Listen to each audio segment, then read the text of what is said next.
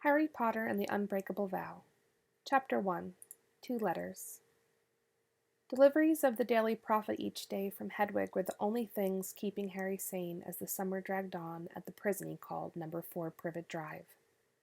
Held captive summer after summer at his awful aunt and uncle's house was wearing Harry thin. He could not wait to return to Hogwarts School of Witchcraft and Wizardry to begin his 6th term.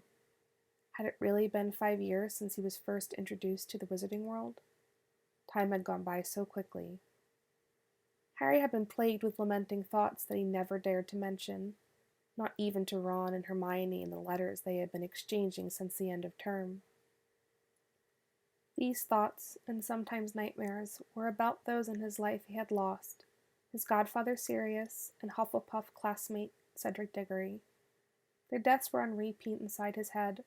Not even sleep relieved him of these perseverating thoughts, and he would awake in the night in a cold sweat, having dreamt them alive and then watching them die, their lifeless bodies drifting away. All of this just made him feel more alone, and reminded him of the orphan he was. Was he truly dead, Sirius? Every letter that came, Harry hoped would be from him. He had to remind himself, of course, that his godfather was dead like his parents. He had no one. Hedwig pecked him awake this morning. "What, Hedwig? I'm trying to sleep," Harry huffed, rolling over. She was incessant. "I'm not giving you any more treats. You're getting plump." She ruffled her feathers, offended, dropping a letter in his lap. In her letters, Hermione had shared mostly that she had been reading the new textbooks for 6 years, and a few things she had found interesting in the Daily Prophet. Harry hated to admit it, but he had not even looked at his supplies list, nor was he sure where it was.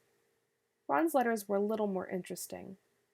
Mostly he said that many Order of the Phoenix members had been visiting on and off all summer, but that no one would tell them anything useful about anything in any capacity at all. As usual, he, Fred, George, and Ginny tried to eavesdrop and only procured bits and pieces of the conversations. All they knew was that the Order was trying to recruit more members, and there was one witch in particular they were interested in. He finally decided to get up when he smelled the smoky aroma of sausages being cooked, but had no desire to join his unfortunate relatives, the Dursleys, for breakfast.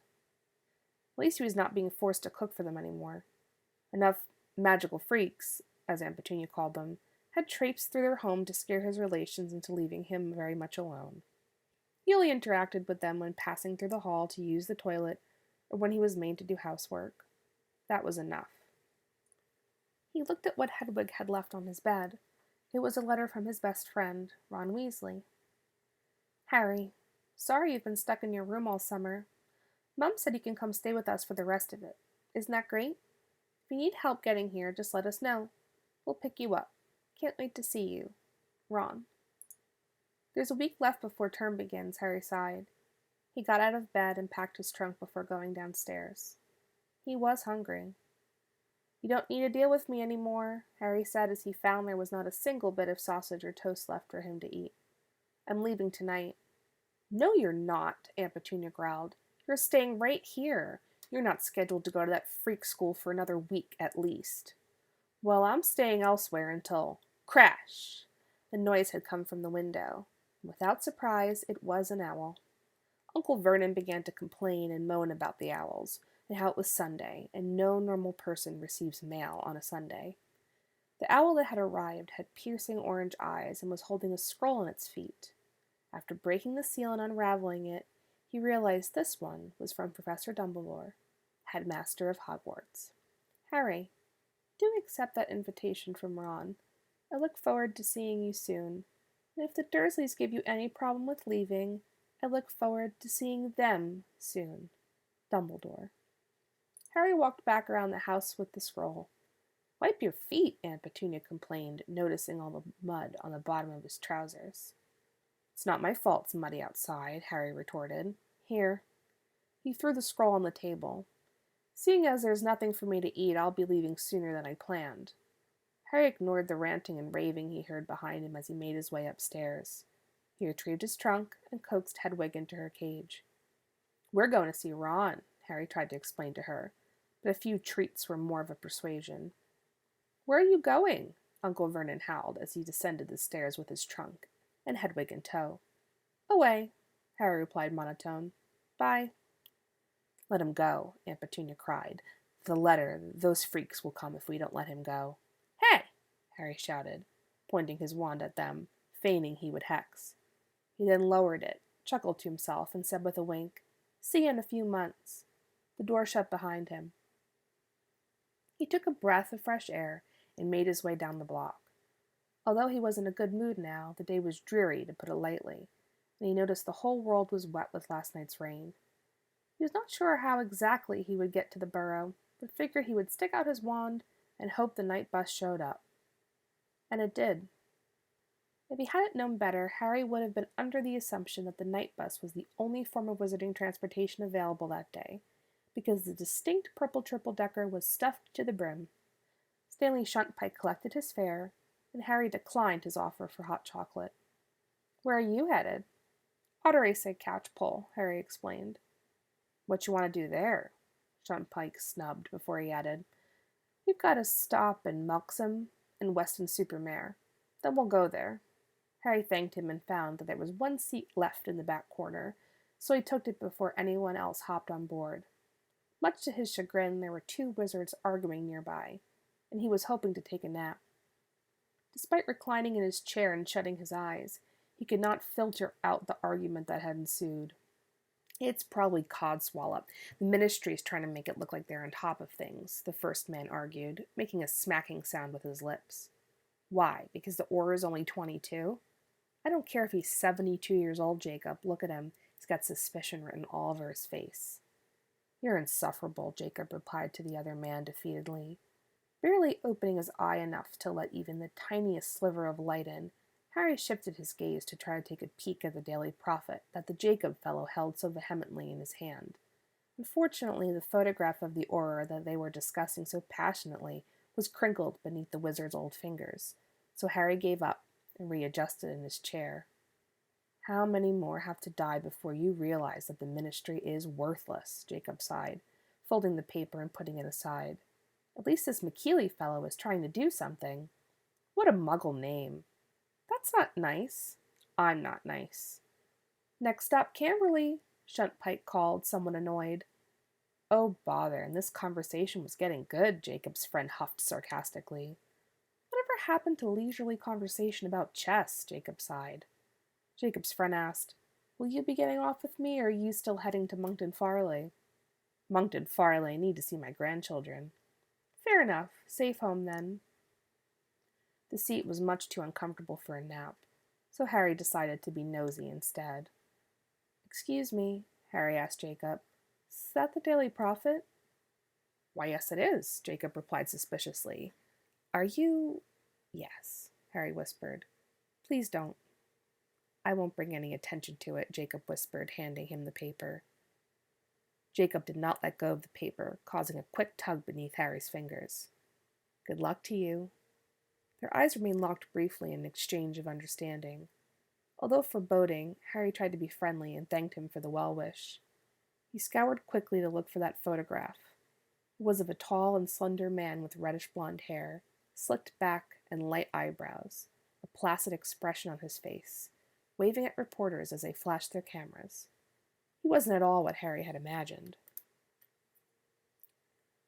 And the Ministry's youngest Auror, Steerforth McKeely, quickly apprehended the Dark Wizard upon his arrival in an undisclosed location where confidential work is being done.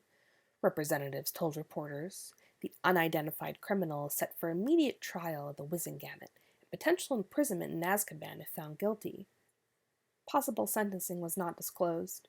McKeely declined to comment, as did the head of the Auror office, Rufus Scridgemore. Ottery St. Catchpole! Shuntpike's voice abruptly woke Harry up from his sleep. The Daily Prophet was draped across his lap, the edge of one page barely between his fingertips. Jacob was gone. Harry quickly righted himself before folding the paper and gathering his things. He made his way quickly to the front, thanked the driver, and before he knew it, the night bus had disappeared behind him. He noticed it was dark out now, but he was in the Muggle part of town, and the streetlights illuminated the paper shop where the pretty girl Fred and George fancied worked. Feeling oriented, he headed southward towards the hills where the burrow should be. Hedwig was cooing and seemed quite stuffy, so he let her fly and told her to go to Ron to signal his arrival. Lumos, Harry grumbled, lighting his way through the trees. The sounds of most likely squirrels and birds above kept startling him, but he tried to ignore it. He had a wand and magic after all. His wand light went out. Harry angrily said, Lumos. Now the light was too bright and hurt his eyes. As Harry came over the hill, he could see warmth pouring from the windows of a distant building. The burrow. A comforting sensation filled him. He would finally be back with his friends. He would be at Hogwarts soon. This was really home to him. As he came down the hill, a few figures appeared at the front door, their frames a shadow as candlelight trickled through the threshold. They began waving to him, and Harry began to run. That was quick, George cheered. I left as soon as I got Ron's letter, Harry beamed. They're talking about it again. Quick. Fred's face appeared behind the door. What? Harry muttered, as he was pushed sneakily towards a door at the end of the hall. It was ajar, so they hid behind it. Looking as pale and as haggardly as ever, Remus Lupin, member of the Order of the Phoenix and former Defense Against the Dark Arts teacher at Hogwarts, stirred a perfect cube of sugar into his boiling hot tea, as its steam fogged the mirror-like shine on the spoon he was holding. And the girl? It was Mr. Weasley's voice that asked this curious question. They instinctively pressed their backs against the wall to make sure they weren't caught. You know, there's this thing called reading, Ginny's voice teased as she passed the wannabe spies. You may want to try it sometime, instead of Harry? They all hushed her. She blushed and locked eyes with the boy who lived. He smiled sheepishly. Hi, Ginny, I just got here. His stomach fluttered a little as Ginny hid behind the door as well. Their hands grazed ever so slightly. You're telling me you're not curious, too? Ron rebutted in a whisper. Curious about what? Ginny huffed. They're talking about that girl again, Ron explained. They always talk about that bloody girl, Ginny exclaimed. I think she's a new student or something. I overheard Mum talking about how she's going to Hogwarts with us. Really? Did you say anything else? Ron asked more loudly than he should have. Harry! It was Mrs. Weasley with her knowing and trying to pretend nothing was going on smile. Lupin and Shacklebolt both stopped their conversation and awkwardly glanced at them as they entered the dining room. Shacklebolt scowled and began poking his tea with his spoon, creating a sharp tack noise each time the tip of it met with the bottom of the cup. Sorry to interrupt, Fred teased, sitting down next to Lupin. Talking about that girl again. Fred, Mrs. Weasley howled. So there is a new student then, Harry interjected, hoping everyone would stay on topic. There's new students every year, Harry, Shacklebolt added solemnly, still fussing with his breakfast. He peered up at Lupin knowingly. Lupin threw down his napkin and headed for the door. Remus, Mrs. Weasley called desperately. I'm fine, I just need some air, Lupin replied, adjusting his coat and ignoring them all. Hi, Professor, Harry tried. Lupin stopped immediately and looked at him, but not with the smile he usually would. How did you get here? He asked abrasively. I took the night bus. Alone? When did you arrive? Lupin persisted. Just a few moments. With the way things are? Lupin was now imploring him, his face full of concern and frustration. Remus, Harry is fine. He's in one piece, Mrs. Weasley encouraged, rubbing Lupin's arm reassuringly. Right, Remus sighed. Well, good to see you. Excuse me. Without further ado, everyone decided to sit at the table in silence. Harry took a seat and ate everything he was given, partly because Mrs. Weasley was the best cook he knew, and partly because he was starving. The quiche tasted particularly delicious that evening, and he supposed it was because Mrs. Weasley seemed to be in such a good mood. She had been smiling widely at Harry every time their eyes met since he had arrived, and every time it made his stomach churn. The face she was making reminded him of a proud mother, but that wasn't all. There was also a knowing look, the sort of expression that gave Harry the distinct feeling that she was keeping a secret from him, a look, considering Harry's past adventures, that he was used to seeing from adults. He ate the meal, savoring it, and decided not to press the issue. What's with everyone? Harry asked, once they trudged back upstairs to Ron's room. The position in which he was reclining had become Harry's trademark stance at this point in the summer, since he had practiced it so often tucked away in his own bedroom at Privet Drive. I don't know, Ron furrowed his brow. Harry rolled his eyes and then gazed at all the Chudley Cannon memorabilia that decorated his best friend's room. The festive red and yellow colors reminded him of Hogwarts. So what else did you hear? Ron begged Ginny. That's it. Just that she's a student, Ginny shrugged. Is anyone else here? Harry asked, unpacking his pajamas. Tonks is supposed to be arriving tomorrow, Ginny replied. So you did hear something else, Ron groaned, throwing his hands up in frustration. Yes, about Tonks, not that girl, Ginny retorted. How about we get our supplies tomorrow? Harry suggested to get Ron out of his wallowing. Spend the day at Diagon Alley. It could be fun. Our supply lists came weeks ago and you still haven't gone? Ginny questioned. Surprised he had not. Mail reminded him of owls, which reminded him of Hedwig, which reminded him, where's Hedwig? Playing with Pidwidgeon. When I saw her, I figured you were close, Ginny smiled. Harry smiled and stared at her for far too long.